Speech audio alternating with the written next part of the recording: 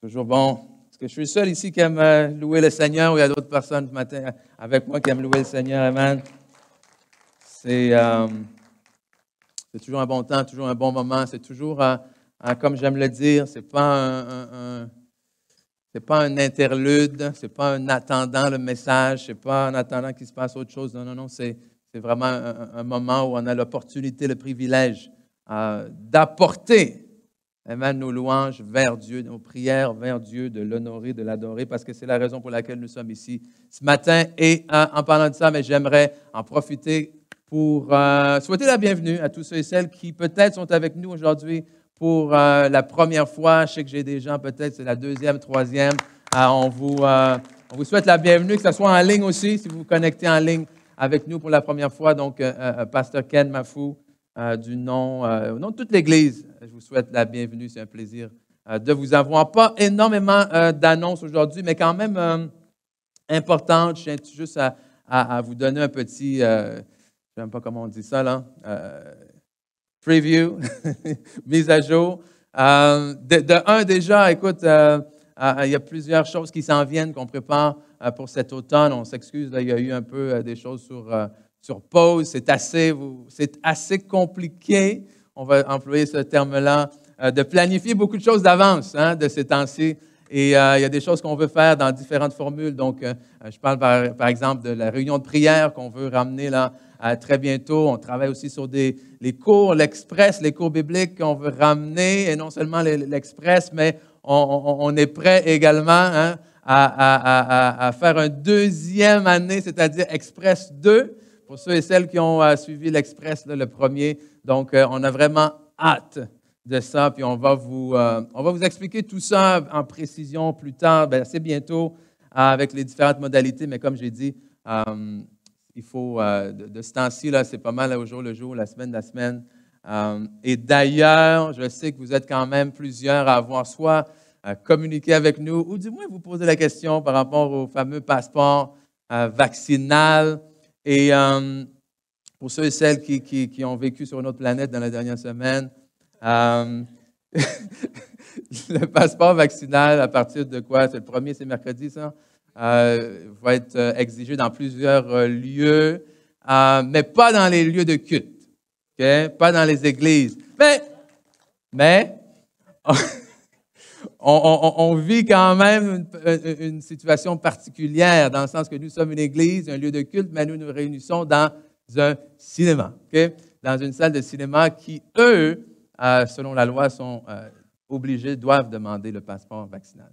Donc, devinez à quoi j'ai passé la dernière semaine, à faire des téléphones, à envoyer des courriels et tout ça pour savoir un peu où est-ce que nous, on se situe là-dedans.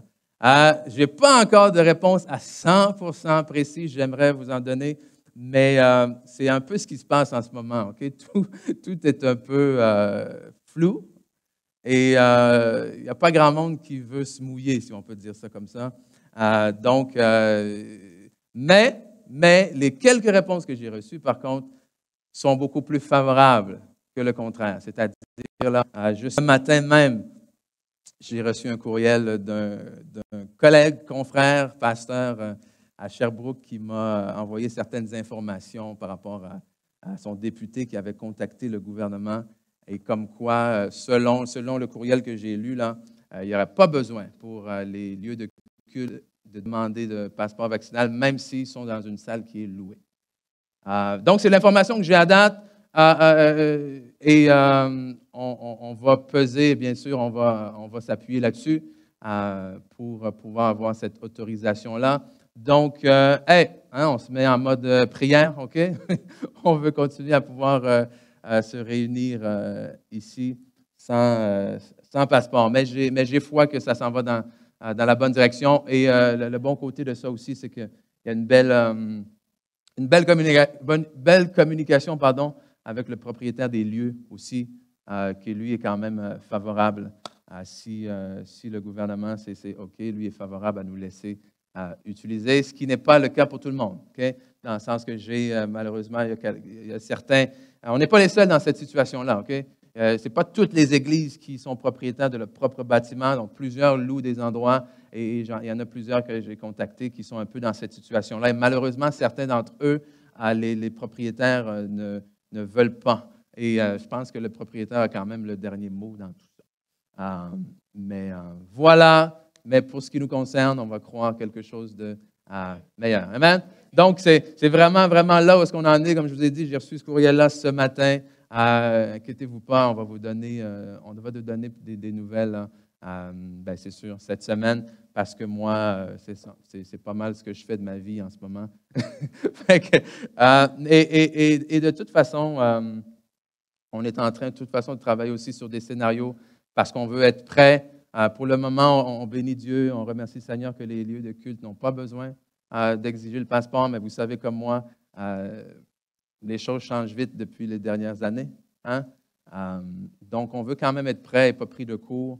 Mais malgré tout, ça fait quelques années qu'on le répète, OK? L'Église, ce n'est pas un bâtiment.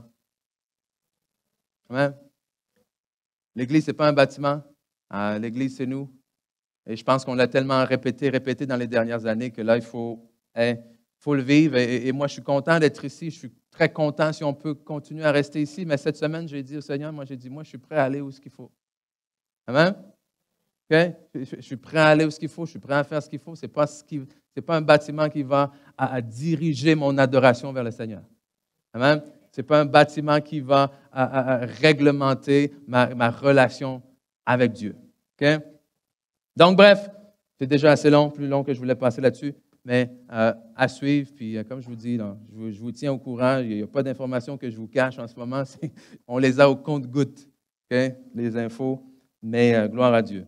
Donc, hey, vous êtes prêts? On va passer à quelque chose de plus intéressant. Amen? La parole. Et je vous invite justement, si vous avez vos Bibles, à tourner avec moi en Exode chapitre 5. Ça va être le verset qu'on va regarder, avec lequel on va débuter ensemble ce passage, Exode chapitre 5. Sinon, vous ne savez pas vos Bibles, on va montrer la plupart des versets ce matin à l'écran. Et on se trouve en Exode chapitre 5. On va lire une partie du verset 1 à 9, puis par la suite, on va sauter jusqu'au verset 19 jusqu'à 23. C'est cet fameux épisode où Moïse et Aaron se rendent devant Pharaon pour demander, exiger de la part de Dieu de laisser partir le peuple.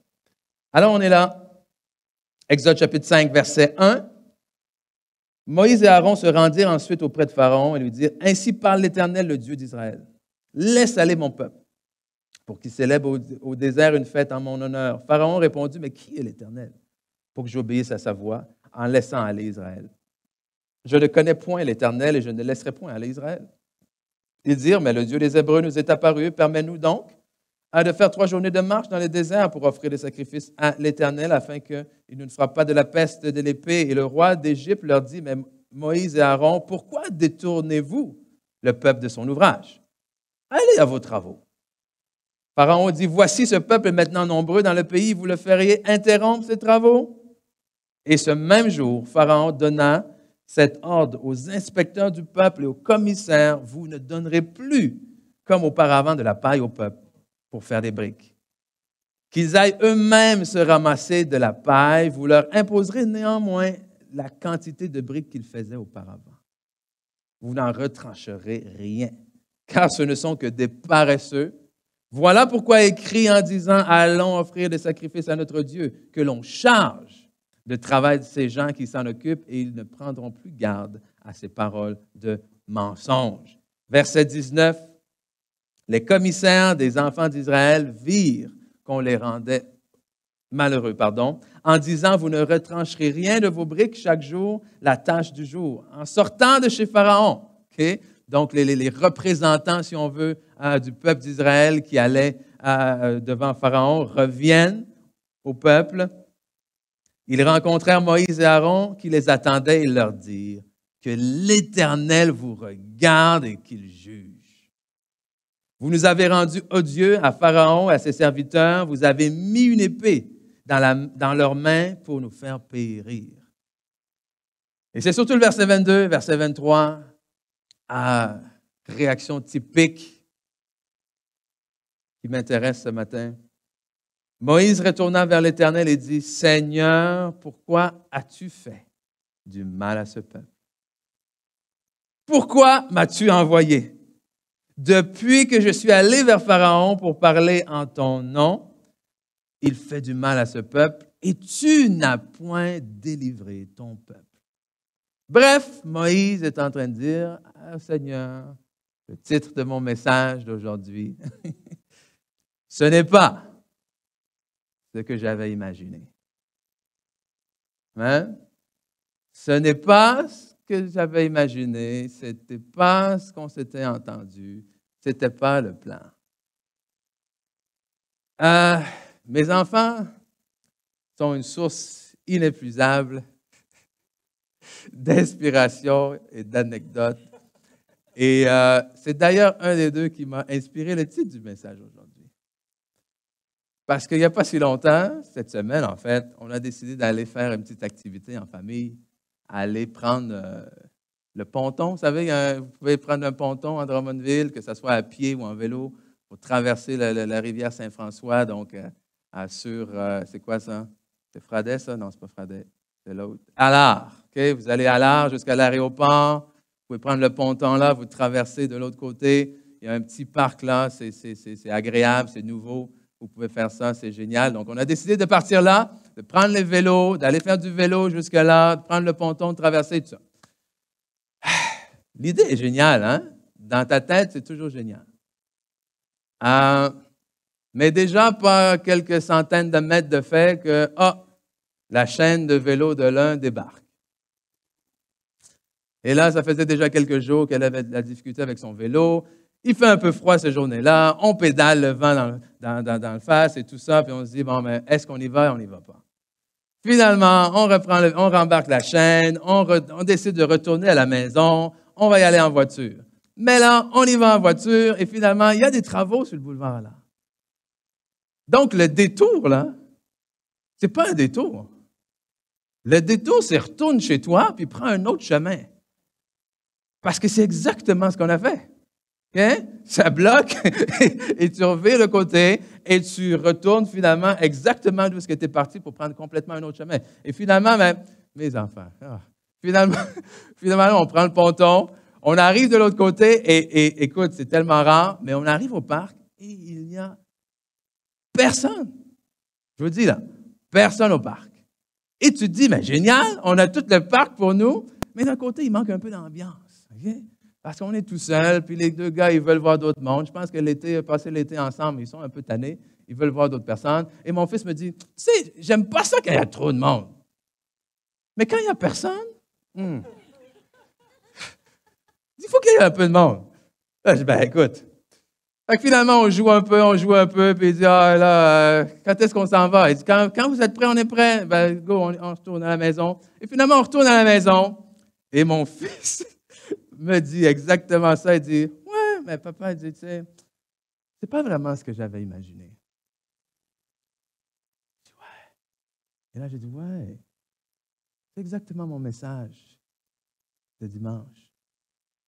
Parce que des fois, on se fait des plans merveilleux dans notre tête. Des fois, on entreprend des choses et on pense que ça va se passer d'une certaine façon. Parce que ça peut être une simple promenade en vélo, ça peut être je m'en vais au restaurant, je commande une assiette. Vous avez déjà commandé une assiette puis dire, moi, j'ai envie de manger ça aujourd'hui, puis finalement, vous avez mangé ça, puis c'est comme, ça vous laisse sur votre appétit. Tu sais, quand tu as un goût de poutine, là, et que tu commandes une poutine, mais qu'elle arrive froide, que les frites sont molles, tu dis non, il faut que j'en mange une autre demain. Ça ne fonctionne pas. Mais ça, c'est une chose. Mais quand on parle de, je ne sais pas moi, j'ai changé de ville, j'ai déménagé. Parce que je pensais qu'elle arrivait telle chose. J'ai changé de ville parce que je pensais qu'elle avait une opportunité pour ma famille. J'ai changé d'emploi parce que je croyais que les conditions allaient être meilleures. Là. Je me suis marié, en fait, parce que lui et moi, c'était bien au départ. Mais finalement, aujourd'hui, ce n'est pas tout à fait ce que je m'étais imaginé. Hein? J'ai accepté d'aider cette personne-là parce qu'elle était dans le besoin, puis je me disais que ça allait lui faire de bien, mais aujourd'hui, ça ne se passe pas tout à fait comme je l'avais imaginé. On me suit? Ça arrive parfois. Et quand ça arrive, c'est comme un ballon qui dégonfle. Hein? Il y a une déception, il y a un découragement, il peut y avoir un désir qui est là littéralement d'abandonner, de tout laisser tomber, de se dire finalement, mais qu'est-ce que je fais ici? Et non seulement ce n'est pas ce que j'avais imaginé, mais finalement, est-ce que ça deviendra jamais un jour un peu comme j'avais imaginé? Est-ce que finalement, ce que j'ai imaginé, c'est réaliste? Est-ce que finalement, ce que j'ai imaginé, c'est possible? Ou finalement, il faut que j'imagine complètement d'autres choses? Parce que dans le fond, je ne sais plus quoi imaginer, parce que c'est carrément autrement de ce que j'avais pensé. Alors, quand j'écoute des fois les émissions de rénovation à la télé, écoute,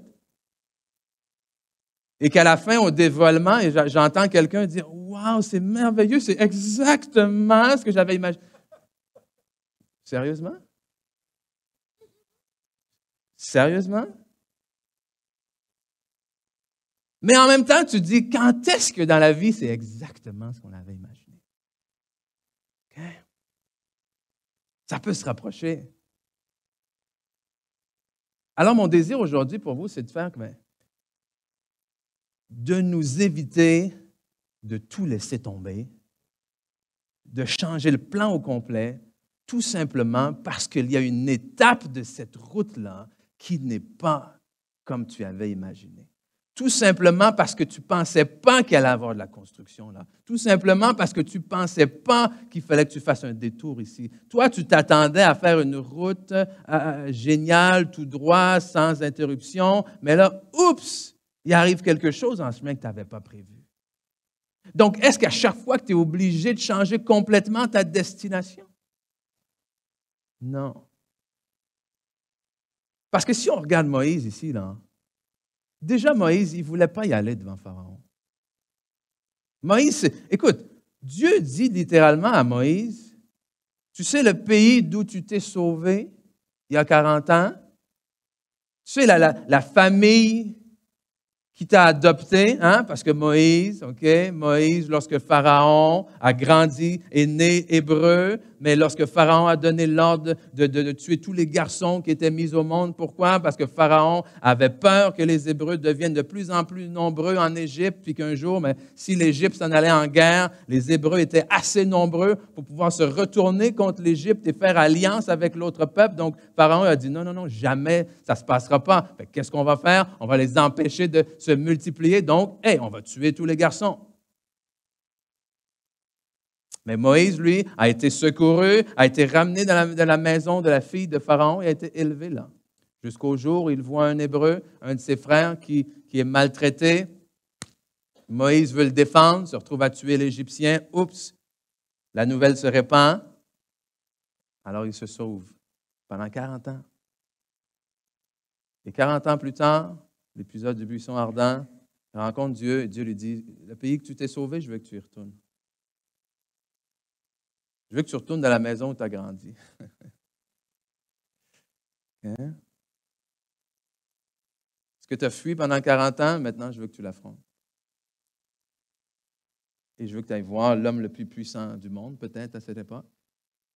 Et tu lui dis, laisse aller mon peuple. Alors, je comprends Moïse. Moïse dit, non, il n'y a pas question. Pourquoi moi? Hein? Qui suis-je? Qu'est-ce que je vais dire? Qu'est-ce que je vais dire au Pharaon? Mais qu'est-ce que je vais dire au peuple? À mon peuple, le peuple même ne me croira pas. Donc, mais finalement, Moïse, écoute, Dieu dans sa bonté, Moïse dit, mais je ne sais pas quoi faire. Donc, Dieu le rassure, écoute, je suis avec toi. Voici les signes que tu vas faire avec le bâton, la verge. Voici, je t'envoie ton frère Aaron qui va être là, qui va parler avec toi. Finalement, Moïse y va. Mais ça ne se passe pas comme il avait pensé.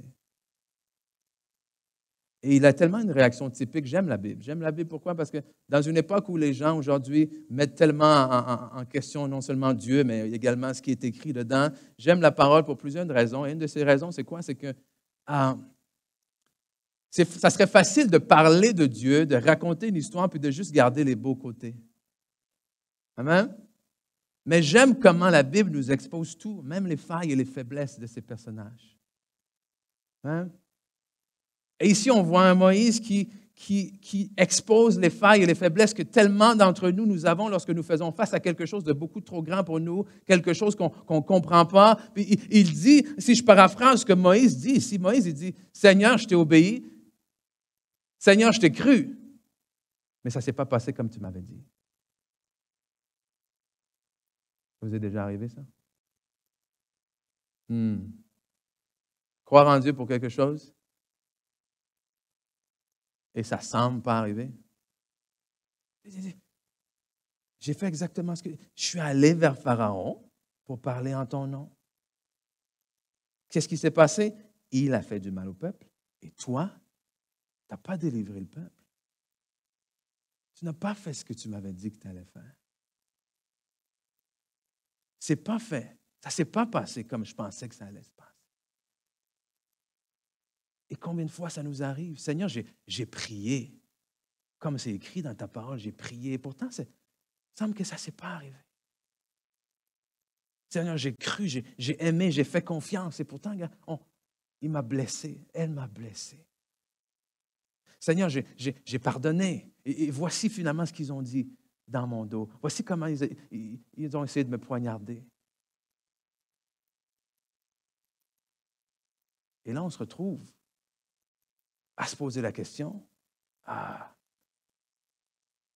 es-tu pour moi ou contre moi? Okay. Et qu'est-ce qu'on fait dans ce temps-là?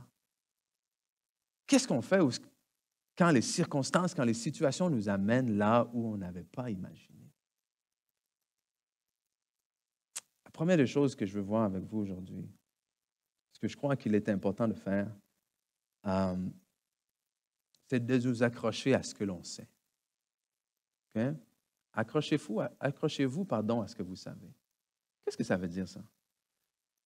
Ça veut dire que quand tu n'as aucune idée de pourquoi ce que tu vis n'est pas comme tu l'avais imaginé, et quand tu n'as encore moins aucune idée de qu'est-ce qui va se passer demain, la seule chose que tu peux faire, c'est de t'accrocher à ce que tu sais. Mais voici une chose, okay? Nuance, très important. Pas ce que tu sais intellectuellement. Parce que vous savez très bien comme moi que des fois on pense savoir quelque chose alors qu'on ne sait absolument rien. Okay? On pense connaître l'issue d'une chose alors que non. Non. Accroche-toi à ce que tu sais de pourquoi est-ce que tu es là. Je m'explique. Okay?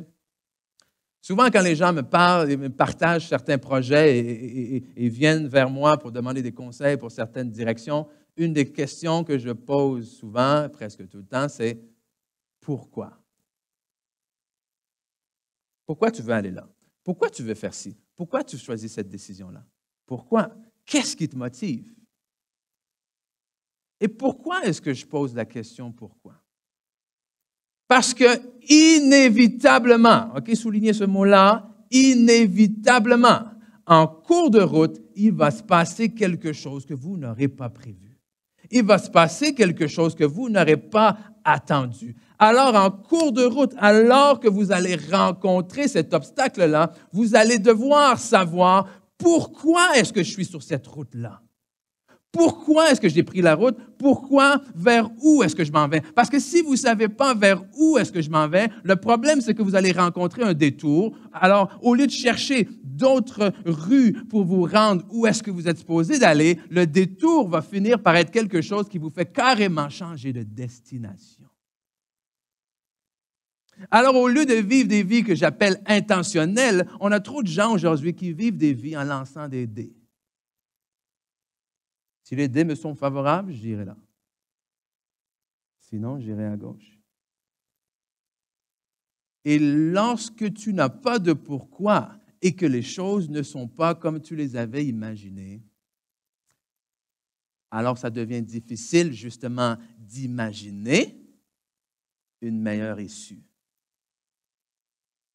Mais lorsque tu as en tête de dire, je vais y aller quand même sur le ponton, même si le détour t'oblige à revenir presque dans ta cour, tu vas le prendre parce que tu sais où est-ce que tu t'en vas. Et trop souvent aujourd'hui, je vois des gens qui prennent la route sans demander la direction au Seigneur. Et on se retrouve en plein milieu de la route, face à un défi, puis là on dit, mais Seigneur, pourquoi? Seigneur, où est-ce que tu es? Seigneur, montre-moi le chemin. Parce que le chemin, là, il est important, oui, mais pas tant. Dans le sens où, le Seigneur, c'est qu'il veut vous amener à destination. Et il n'y a pas juste un chemin pour y arriver. Si l'ennemi en bloque un, il va vous faire passer par un autre chemin. Okay? Ce n'est pas lui qui ouvre les portes, amen, que personne ne pourra fermer. Okay? C'est lui qui ferait un chemin dans la mer, c'est lui qui ferait un chemin là où il n'y a pas de chemin. Écoute, il a ouvert la mer en deux. Pensez pas qu'il peut frayer un chemin pour vous quand il n'y en a pas? Okay? Donc, le chemin, là, est important, mais ce n'est pas tant ça. La question pour vous, c'est où est-ce que vous vous en allez? Okay? Donc, ce matin, je te pose la question, tu veux changer d'emploi? Pourquoi? Je ne te dis pas que c'est une bonne ou une mauvaise décision. Je te dis que tu devras vivre avec ta décision. Je te dis qu'un jour, tu seras confronté à la motivation de ta décision. Okay? Tu veux déménager? OK. Pourquoi? Tu veux te marier avec cette personne-là? Tu es aussi bien de savoir pourquoi. OK? Parce que crois-moi qu'en cours de route, tu vas te demander pourquoi. Non, mais non, c'est pas ça que je dis. OK? Parce que je sais pourquoi. Ouais, je sais. Tu vois, c'est malaise. OK? Il faut que tu connaisses ton pourquoi. Parce que j'ai entendu quelqu'un dire un jour, celui qui a un pourquoi assez fort peut surmonter à peu près n'importe quel comment. Parce qu'une fois que tu connais ton pourquoi, et que tu sais ton pourquoi, et que tu es ancré dans le pourquoi je fais ça, comment il faut que je le fasse? Ça ne me dérange pas. Let's go. Je vais le faire. OK? Je vais le faire parce que je le sais où est-ce que je m'en vais. Parce que je le sais pourquoi je suis là. Mais le problème, c'est que trop souvent, on ne le sait pas. On vit notre vie au jour le jour. OK, c'est rare. OK? Ne pas s'inquiéter du lendemain, ça ne veut pas dire que ne pas savoir ce que tu fais là. OK? Non, ça veut dire que le plan que Dieu a pour moi demain, je n'ai pas besoin de m'inquiéter parce qu'il va m'aider à rentrer dedans. OK? Mais vous êtes là, peut-être, vous vous dites, mais moi, j'en ai pas de parole, je ne sais pas. Mon pourquoi, OK, je ne sais pas. Puis la situation que je vis en ce moment, de toute façon, que je n'avais pas imaginé, c'est pas parce que j'ai désobéi à Dieu, c'est pas parce qu'il s'est passé quelque chose, c'est pas parce que, écoute, j'ai obéi à Dieu, j'ai suivi ses commandements, j'ai même cherché le pourquoi, puis je le sais pourquoi je suis là, mais il m'arrive quand même quelque chose que je ne comprends pas. OK? C'est cela. Accrochez-vous à ce que vous savez de pourquoi, sinon à ce que vous savez de Dieu. Okay? Il faut s'accrocher à ce qu'on sait de Dieu. Et ce qu'on sait de Dieu, c'est quoi? C'est que Dieu est bon. Hein? Parce que si je vous dis, Dieu est bon, vous me répondez? Okay. C'est comme, là, c'est ça. Il y en a qui sont okay? Conditionnés, là. Dieu est bon en tout temps. C'est vrai, ça? C'est vrai? Vous êtes sûr de ça? OK. Il faut être sûr de ça. Ça veut dire quoi? Ça veut dire qu'il faut arrêter de se poser la question quand on vit des choses difficiles. Pourquoi, Seigneur, as-tu permis que ce mal-là m'arrive?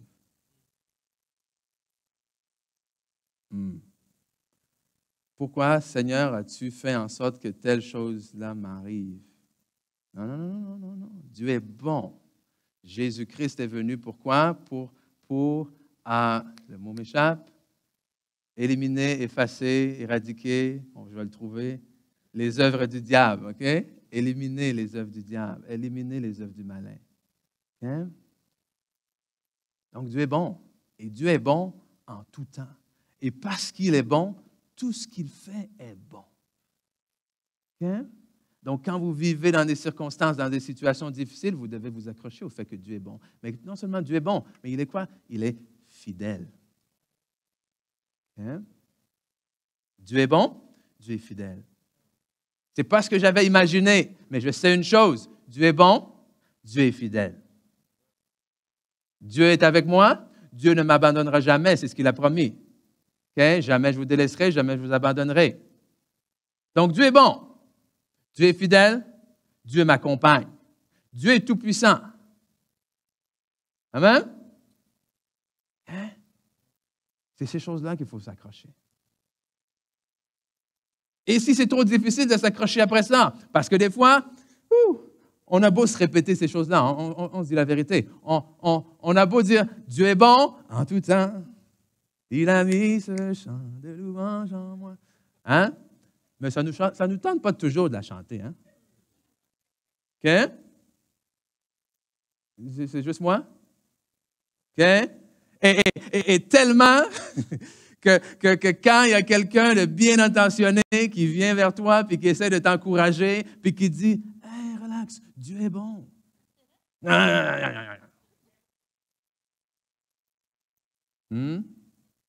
C'est très fictif comme exemple. Hein? Mais c'est quand même ça. Dieu est bon.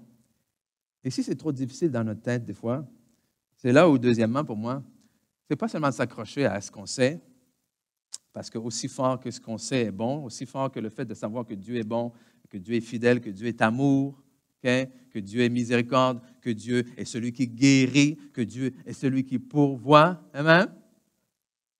Aussi bon que ça non seulement que ça peut être, mais que ça devrait être, de connaître ces choses, de s'accrocher à ces choses-là. La réalité, c'est qu'on est parfois trop ébranlé et ce que l'on sait est remis en question. C'est là où non seulement il faut s'accrocher à ce que l'on sait, ce qu'on sait de Dieu, mais en fait, il faut s'accrocher à lui.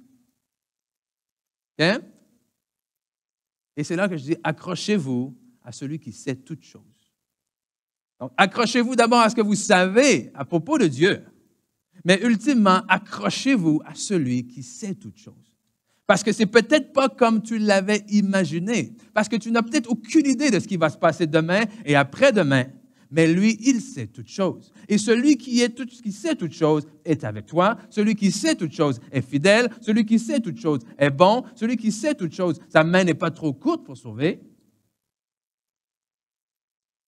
Parce que je préparais le message, puis là, quand j'ai reçu ces deux points-là, j'ai tout de suite pensé finalement à Pierre.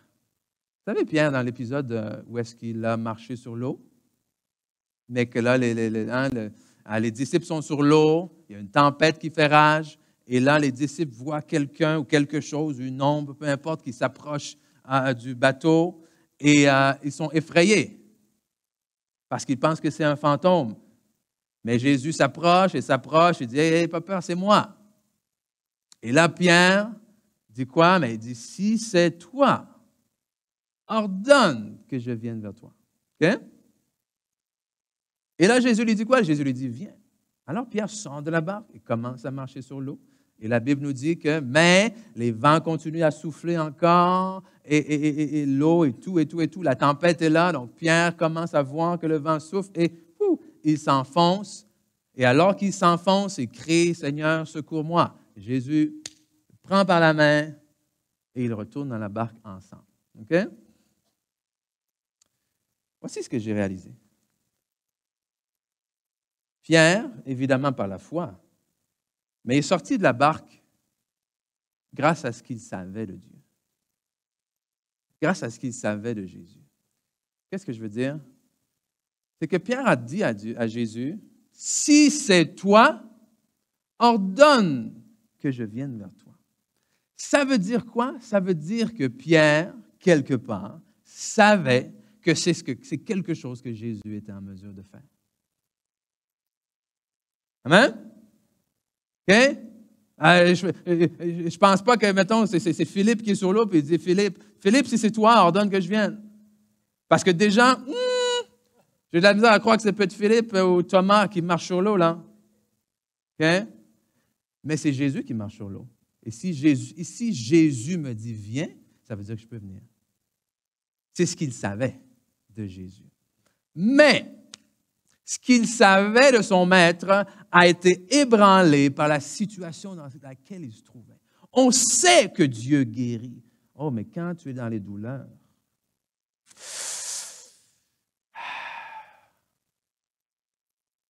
on sait que Dieu pourvoit. Mais quand les factures s'empilent et s'empilent, on sait que Dieu est bon. Mais quand je perds un être cher, je sais que Dieu est fidèle. Mais en ce moment, je me sens tout seul. Je sais qu'il ne m'abandonnera pas. Mais je regarde autour de moi, je ne le vois pas. Oh, on le sait. Pierre sait qu'il peut marcher sur l'eau. Mais ça souffle tellement fort que finalement, coule. Alors, qu'est-ce qui le ramène finalement sur le bateau? C'est parce qu'il s'est accroché à celui qui savait toutes choses. Hein?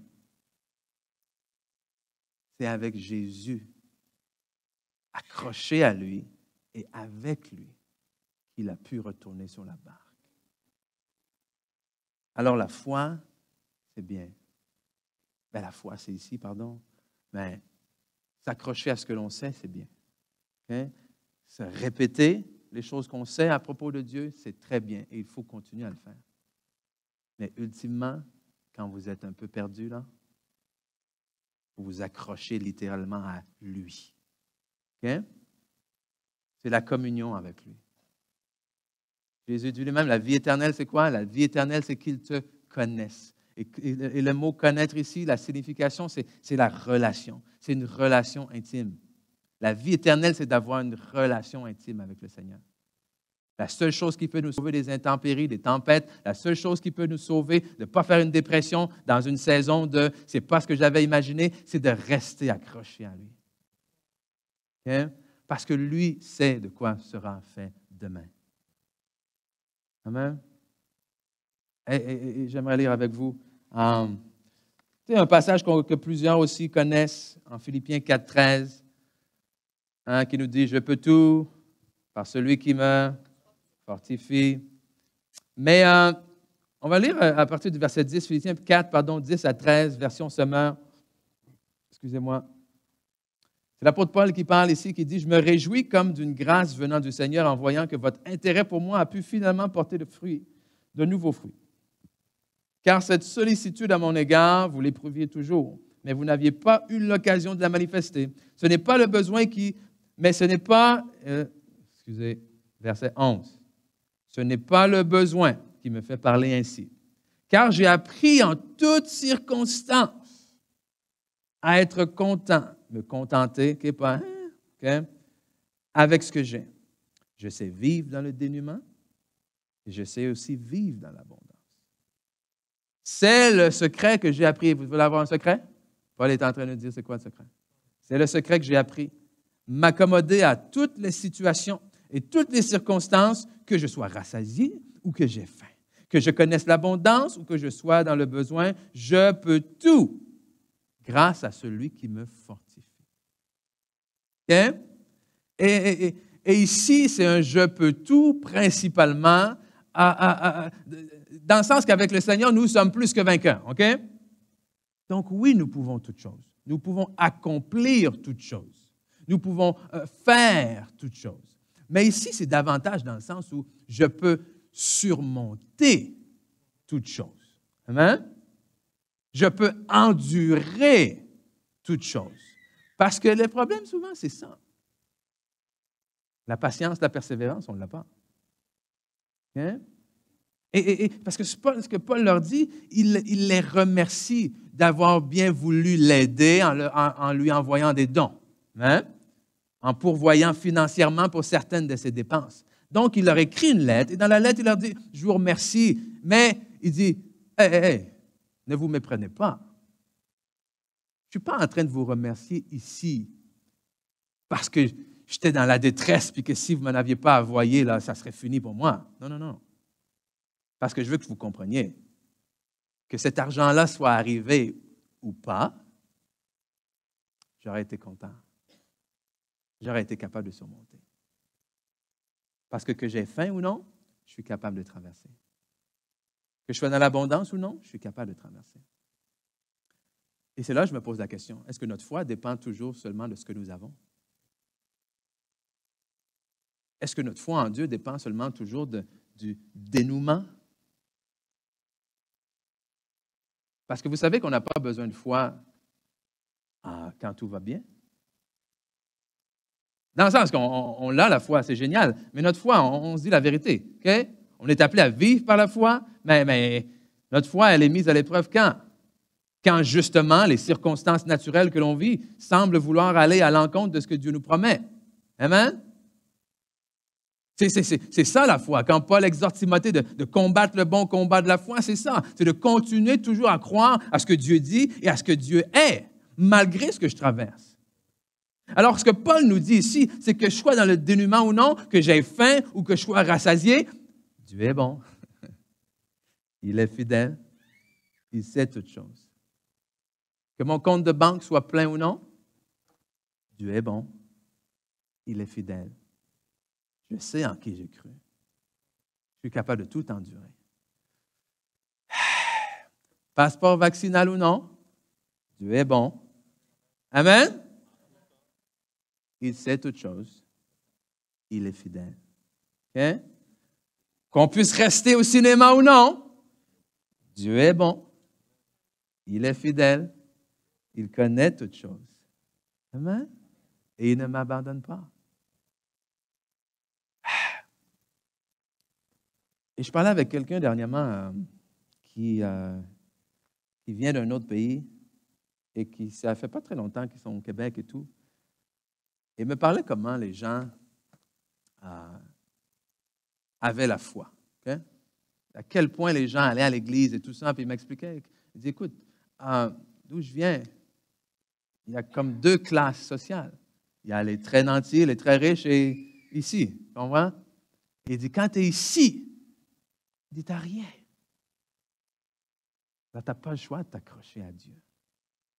Parce que s'il n'y a pas Dieu, tu n'y arrives pas. Alors je me suis dit, wow, peut-être qu'on a trop de choses ici. On a trop d'options. Amen. Si ça ne va pas, je peux cogner à 10 portes avant d'aller dans ma chambre et me mettre à genoux. Amen? Non, c'est vrai. Donc, Dieu devient mon option F. Okay? Puis après, je me demande pourquoi j'ai de la misère à avoir la foi. Parce que quand tu es rendu à F, là, parce que tu es désespéré, non? Ah, ça n'a pas fonctionné, B, ça n'a pas fonctionné, etc., qu'est-ce que je peux faire? Ah, Dieu, aide-moi! Parce qu'elle est rendue à F, c'est ça la prière. À F, ce n'est pas une prière de foi, là. À F, c'est, oh, Seigneur, c'est pas ce que j'avais imaginé, qu'est-ce que je vais faire, là? Okay. F pour foi. Ouais, non, on va prendre G d'abord. OK? Okay. Non. C'est le désespoir qui est rendu là. Okay. Oh, my God.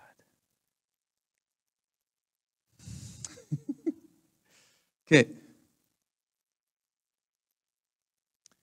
C'est difficile d'avoir la foi que Dieu peut guérir un cancer. Okay. Quand on ne peut pas exercer notre foi, que Dieu peut guérir un mal de tête.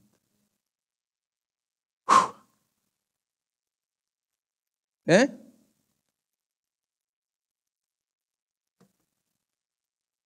Je l'ai dit. Et dans ce que je dis, ce n'est pas pour accuser personne. Okay? C'est juste pour exposer le fait que si on regarde vraiment nos vies chrétiennes, okay, on a tellement d'options avant d'en arriver à Dieu. Alors, tout ce que ça fait, ces options-là, c'est que jamais vraiment on exerce notre foi. Sauf quand on est devant quelque chose d'absolument impossible Et là, on n'a pas pratiqué notre foi, mais on est supposé d'avoir la foi pour l'impossible. Et là, on prie, ça n'arrive pas, puis on dit, mais Seigneur, comment ça? Comment? Hein? Qu'est-ce que je suis en train de vous dire là? Je suis en train de vous dire d'arrêter de prendre des aspirines, OK? C'est pas ça que j'ai dit. Hein? Je suis en train de dire qu'il faut commencer à s'accrocher à ce que l'on sait et à croire fermement à ce que l'on sait. Qui est Dieu? Et la foi, c'est comme un muscle. Hein? C'est comme un muscle. Tu sais, demain matin, vous commencez à aller vous entraîner, parce que là, en septembre, bon, si vous êtes doublement vacciné, évidemment, si vous décidez d'aller au gym, vous pensez que vous allez commencer à lever 200 livres? Vous n'êtes jamais entraîné de votre vie, là? 200 livres. Puis là, le lendemain, si vous avez survécu, hein, le lendemain, vous allez avoir mal partout. Vous allez dire, j'y vais plus. Ça ne marche pas, cette affaire de gym-là. Ouais. Mais, on est là en essayant de mettre notre foi pour toutes sortes de choses. Mais qu'au jour le jour, dans notre quotidien, on ne le fait pas. Alors, on arrive au gym de la foi, puis on essaie de lever 200 livres. Et on se demande pourquoi ça ne fonctionne pas. Et est-ce que ça nous blesse? Oh oui, ça nous blesse. Parce qu'on ne comprend pas, parce qu'on dit, ah, mais pourtant, Seigneur, j'ai dit ce qu'il fallait dire, j'ai prié ce qu'il fallait prier. Hein?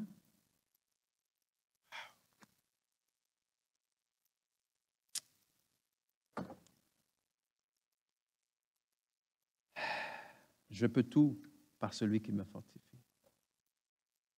Je peux tout endurer.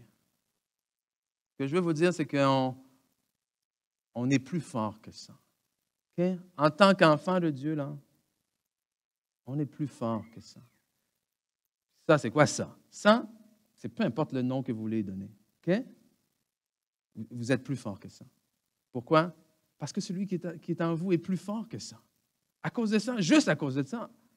Okay? Pas parce que vous êtes une personne plus résiliente, pas parce que vous avez... Non, non, non, vous êtes plus fort que ça, parce que celui qui habite en vous est plus fort que ça. Et vous allez traverser ça alors que vous accrochez à lui. Donc, il faut arrêter de toujours être ébranlé par toutes les circonstances qui se passent autour de nous. On est plus fort que ça. Amen. Et surtout, celui qu'on sert, celui qu'on a le privilège d'appeler notre Père, est plus fort que ça. Hein? Il va nous aider à traverser, peu importe ce qui se passe. Wow. Rappelez l'équipe de louange, si vous voulez. Le Saint-Esprit m'a pris de court. Je vais te dire des choses que je n'avais pas prévu de dire ce matin. Mais c'est bon. Et je vais vous inviter à aller dans la parole en Éphésiens, chapitre 3, versets 20 et 21. Parce que si je les ai appelés d'abord, j'aimerais vraiment qu'on termine ce matin pas en chantant, mais en priant, okay? En louant, en déclarant des choses. Que ça ne soit pas juste des paroles vaines, que ça ne soit pas juste des belles paroles tu sais, ça sonne bien là. Dieu est bon en tout temps. Si Dieu est avec nous, qui sera contre nous? Ça sonne bien, mais dans ta vie, ça fait quoi? Je le dis là. Moi, j'ai envie que ta vie avance. J'ai envie que ça progresse. Et pour ça, il faut que je te demande pourquoi. OK? Il faut que je te demande pourquoi. Parce que je suis ton ami. Même si ça te dérange que je te pose cette question-là. Il faut que je te demande pourquoi. Il faut que je te demande qu'est-ce qui te motive. Parce qu'en soi, j'allais dire, il n'y a pas de bonne, de mauvaise décision, oui, des fois, mais on s'entend. Ce n'est pas ta décision qui me dérange, c'est ta motivation, en fait. Hein? Qu'est-ce que Dieu t'a dit? Où est-ce que Dieu t'amène? Où est-ce que Dieu t'appelle à aller? Puis est-ce que tu peux rester accroché à ça? Ou de t'aller à gauche, à droite, parce que ça ne te donne pas ce que tu pensais, parce que ça ne le donne pas assez vite que tu voulais? Reste accroché à ce que Dieu t'a dit. Puis si ce que Dieu t'a dit est trop flou, reste accroché à lui. Parce que lui n'est jamais flou. Il est toujours le même, il ne change pas. Puis ce qu'il a déclaré dans ta vie, il va l'accomplir. Parce que quelque chose qu'on sait de Dieu, c'est qu'il n'est pas menteur. Amen. Quelque chose qu'on sait de Dieu, c'est qu'il n'est jamais en retard. Quelque chose qu'on sait de Dieu, c'est qu'il fait toutes choses bonnes en son temps. Amen. Donc, si ça tarde, je vais l'attendre. Pourquoi? Parce que je connais mon pourquoi, je connais mon Dieu. Amen? Écoute, en tant qu'Église, de passer de l'autre bord, je suis le premier à avoir hâte de passer de l'autre bord, je vous le dis. Là. Mais je vais l'attendre. Parce que je connais mon pourquoi et je connais mon Dieu. Parce que je sais ce que Dieu nous a dit. Parce que je sais à quoi Dieu nous appelle et je sais qu'il est fidèle. Je sais qu'il a un plan pour cette Église. Je sais qu'il a un plan pour cette Église qui n'a aucun rapport avec moi. Là. Amen. Parce que son plan pour cette assemblée était là avant la fondation du monde. Son plan pour cette assemblée était là avant que j'arrive ici comme pasteur. Son plan pour cette assemblée, pour cette Église, pour cette ville est au-dessus de nous-mêmes. Amen. Nous avons un Dieu qui est fidèle. Donc, même si je n'ai pas la certitude encore de où est-ce qu'on va être dans 2 semaines, dans 3 semaines, j'ai la certitude que je suis et que je suis derrière celui qui sait toutes choses. Et Éphésiens 3, versets 20 et 21 nous dit, à celui qui peut faire, on parle de Dieu, on parle du Seigneur ici, à celui qui peut faire, par la puissance qui agit, comment? En nous. Infiniment au-delà, infiniment plus de tout ce que nous pouvons demander ou penser. À lui soit la gloire dans l'Église, en Jésus-Christ, pour toutes les générations, au siècle et des siècles. Ici, ça nous dit que Dieu peut faire infiniment au-delà de ce que tu as imaginé. Amen? Alors, on a commencé en disant, c'est pas ce que j'avais imaginé. Mais je termine en te disant, Dieu peut faire infiniment au-delà de ce que tu avais imaginé. Amen. Alors, si aujourd'hui, tu te trouves dans une situation que tu n'avais pas imaginée, alors lève la tête, rends gloire à Dieu, loue celui qui est le même aujourd'hui éternellement et dire, Seigneur, c'est pas ce que j'avais imaginé, mais toi, grâce à travers moi, tu peux faire bien au-delà de ce que j'avais imaginé. C'est pas ce que tu avais imaginé, mais Dieu a imaginé beaucoup mieux que ce que toi t'avais pensé. Amen. Alléluia.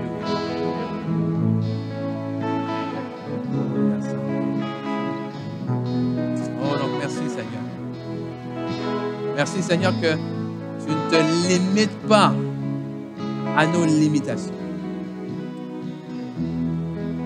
Et nous-mêmes, aujourd'hui, on ne veut pas être limité. On ne veut pas limiter nos pensées. On ne veut pas limiter nos rêves. On ne veut pas limiter nos plans. On ne veut pas limiter nos désirs. On ne veut pas limiter notre marche ici sur terre, Seigneur, à nos pensées, à nos limitations. On ne veut pas limiter ce qu'on est en mesure de faire grâce à toi à cause de nos situations, à cause de nos circonstances. On ne veut pas limiter l'impact qu'on va pouvoir avoir en tant qu'Église à cause des mesures gouvernementales, Seigneur. On ne veut pas limiter ce que tu veux faire parmi nous, Seigneur, à cause de ce qui se passe. Mais au contraire, Seigneur, aujourd'hui, on veut ouvrir grand nos cœurs, grand nos esprits, Seigneur, et recevoir peu importe ce que tu veux faire dans nos vies individuelles. Alors, Seigneur, je te prie pour chaque personne ici ce matin que tu puisses briser les limites, Seigneur, que tu puisses briser, Seigneur, les chaînes du doute, que tu puisses briser les chaînes de l'inquiétude, Seigneur Dieu, que peu importe si on se trouve dans des situations que nous n'avons pas imaginées, Seigneur Dieu, tu es au milieu de nous dans ces situations-là. Tu es avec nous dans ces situations-là. Et Seigneur, on décide de se rappeler ce matin ce que l'on sait. Alléluia. Et on décide de déclarer ce matin ce que l'on sait.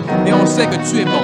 On sait que tu es fidèle. On sait que tu es juste. On sait que tu es droit. Alléluia. On sait que tu prends soin de tes enfants. On sait que tu es celui qui pourvoit, celui qui bénit. Alléluia. Celui qui est guéri, celui qui protège. On sait que tu es celui qui nous amène près des eaux paisibles. Que tu es celui qui nous amène auprès des verts pâturages, Seigneur. Que tu es celui qui ne nous abandonne pas, mais qui prend soin de nous. Tu es celui, alléluia, oh, qui a préparé le chemin devant nous. Tu es celui qui ouvre un chemin, oh, devant nous dans la mer, alléluia. Tu es celui qui nous protège dans le feu. Tu es celui qui nous protège dans l'eau, alléluia. Tu es celui qui dit et la chose arrive, alléluia. Tu es celui qui n'est pas un homme pour mentir, Seigneur. Tu es celui duquel la parole ne revient pas sans avoir accompli des desseins. Et c'est celui-là qu'on veut élever ce matin. C'est celui qu'on décide de louer. Donc peu importe la tempête, peu importe les circonstances, alléluia. Seigneur, c'est à toi qu'on s'accroche et à toi seul, alléluia.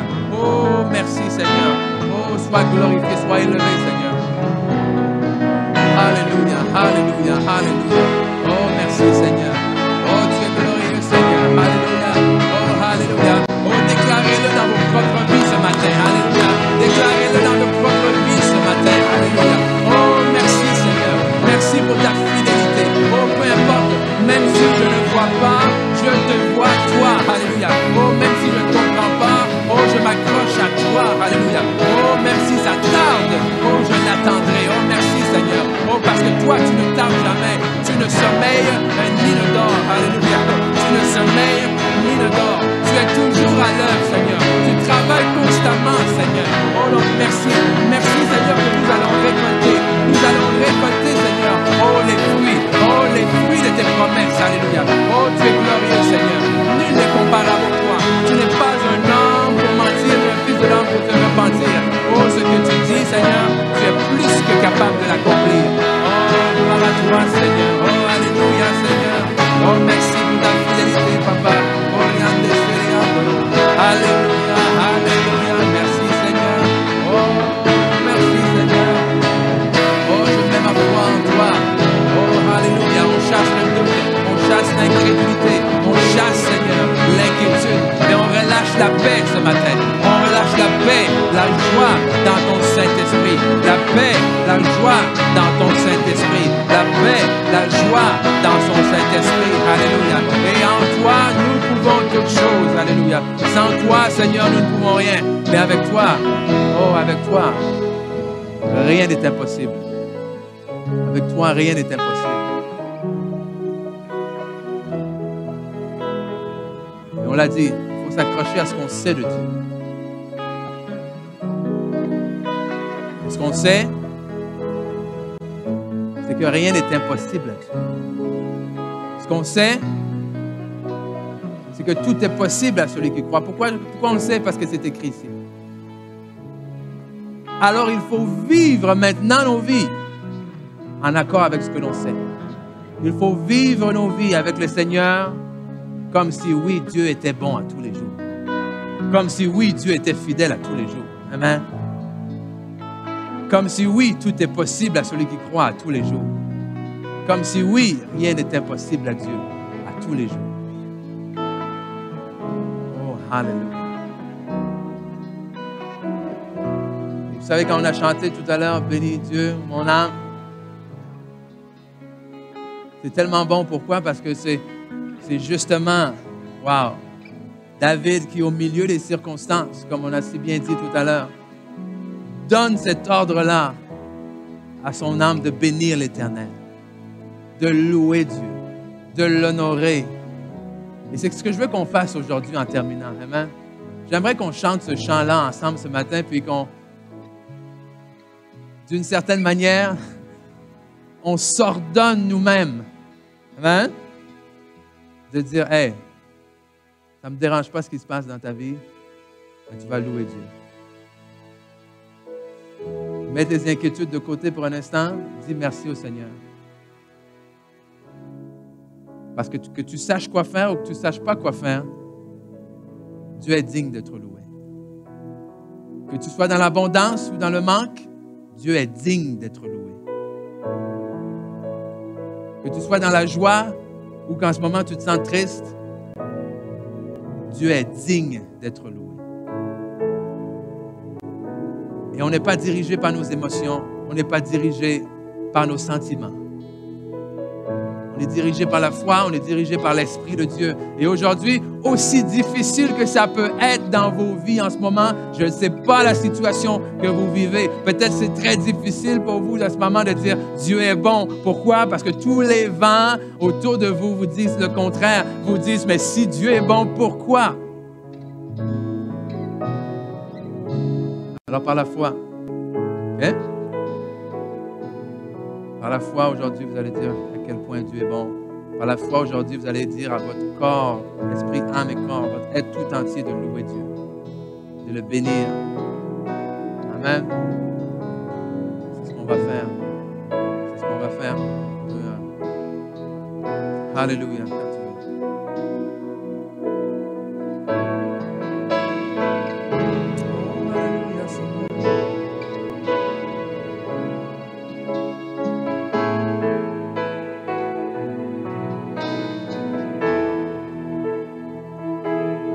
Bénis Dieu, ô mon âme, ô mon âme, rends gloire à son saint nom. Oh, chante comme jamais, ô mon âme, je rends gloire à son saint nom. Bénis Dieu. Bénis Dieu, ô mon âme, ô mon âme, rends gloire à son saint nom. Oh, chante comme jamais, ô mon âme, je rends gloire à son saint nom.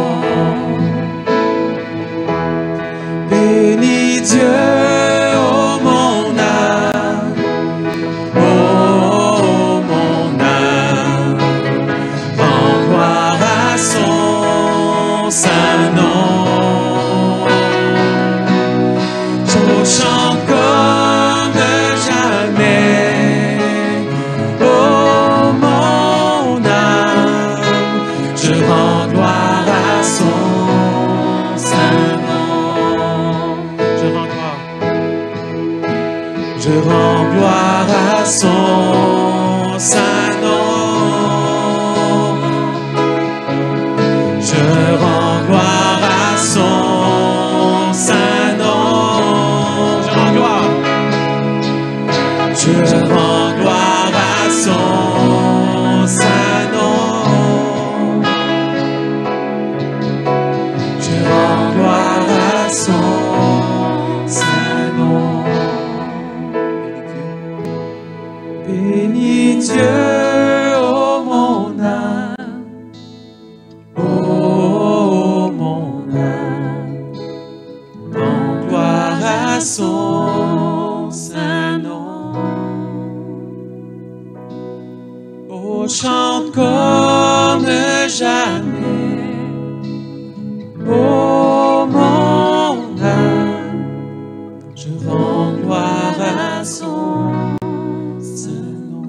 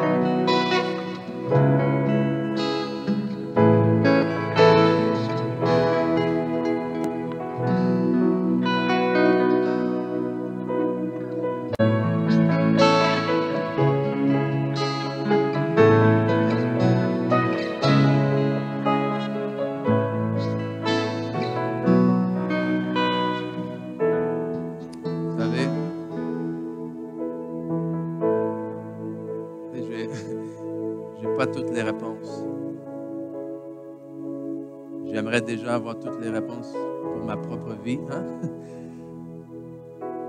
Mais je dis souvent, la vie chrétienne, c'est pas pour les faibles. Dans le sens où, des fois, les gens qui ne connaissent pas Dieu disent « Ah, mais c'est une béquille, c'est quelque chose qui t'aide parce que, oh, ouf. » C'est pas toujours facile de suivre Dieu. C'est pas toujours facile de faire confiance. Pourquoi? Parce que justement, on vit dans un monde où tout ce qui vient contre nous essaie de nous faire douter de ça. Amen.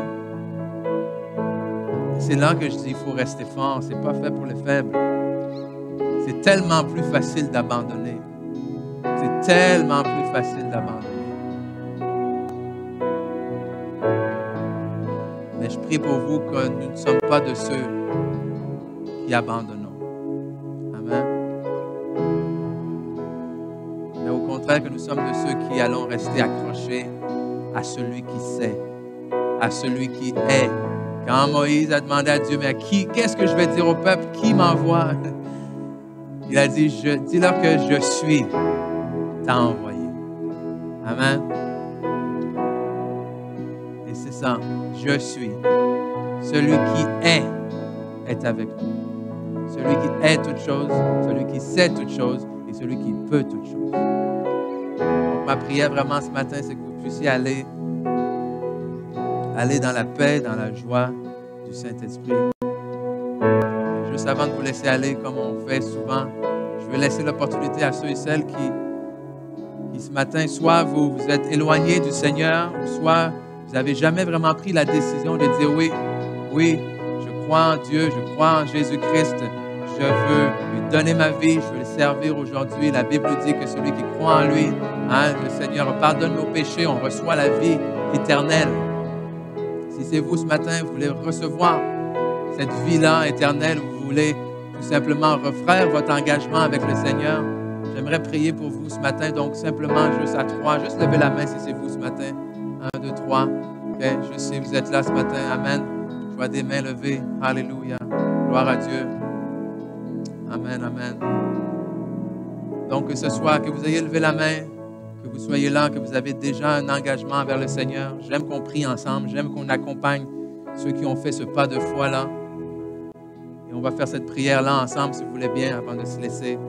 On va dire, Père éternel, je te remercie. Je te remercie pour ta bonté. Je te remercie pour ton amour et ta fidélité. Aujourd'hui, je crois dans mon cœur que Jésus est le Fils de Dieu, qu'il est mort et ressuscité pour moi. Et je déclare de ma bouche qu'il est mon Seigneur, mon Maître. Je lui donne ma vie et je reçois la vie éternelle. Donc, merci pour ton Saint-Esprit qui m'aide à avancer, à marcher selon ta volonté. Dans le nom de Jésus. Amen. Amen, amen, amen. Hey, si vous avez fait cette prière pour la première fois, vous êtes ici aujourd'hui au cinéma, vous avez levé la main. La pasteur John, tu veux lever la main là, qui est là pour vous aider, vous diriger, va prier avec vous. Il y a des petits cadeaux à vous donner aussi. Si vous êtes en ligne, que vous avez fait cette prière pour la première fois, écrivez-nous s'il vous plaît. On aime bien savoir et vous accompagner dans cette décision merveilleuse. Puis sinon, merci d'avoir été là tout le monde. Merci d'avoir été réceptif. Prenez cette parole-là, rappelez-vous non seulement qui est Dieu, mais rappelez-vous qui vous êtes aussi en lui, qui vous êtes pour lui, qu'il vous aime, qu'il est fidèle. Soyez bénis. À la semaine prochaine. Bye bye. Salut.